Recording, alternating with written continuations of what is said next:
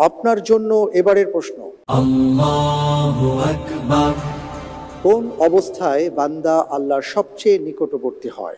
এ, রুকুতে থাকা অবস্থায়, বি, সাজদাতে থাকা অবস্থায়, সি, সিয়ামরত অবস্থায়, ডি, সফরে থাকা অবস্থায়।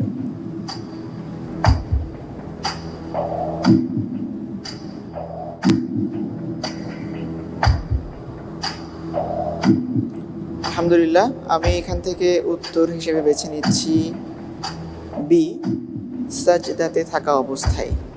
সাজদাতে থাকা অবস্থায় লক করে দিব। লক্ষ্য করে দেব। ফ্রিজ করে দেওয়া হোক। বি, সাজদাতে থাকা অবস্থায় বান্দা আল্লাহর সবচেয়ে নিকটবর্তী হয়। আপনি যে উত্তরটি দিয়েছেন, আপনার উত্তরটি সঠিক উত্তর। আলহামদুলিল্লাহ।